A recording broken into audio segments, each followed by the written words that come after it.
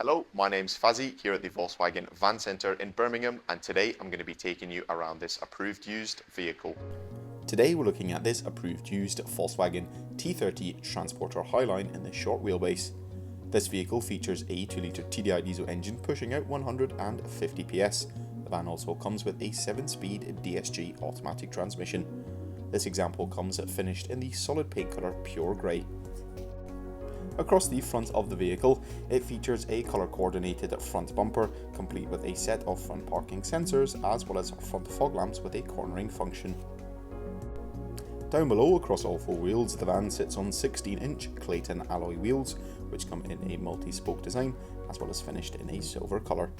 Towards the rear of the van, it comes with the rear-loading barn door style doors, some transporter badging across the left, and the vehicle also features a rear view reversing camera located just beneath the VW badge.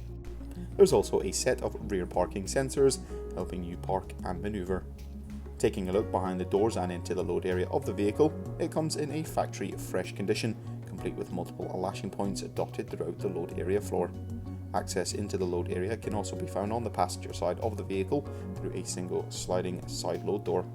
There is a step for easy access, and a full steel black bulkhead separates the load area from the cab.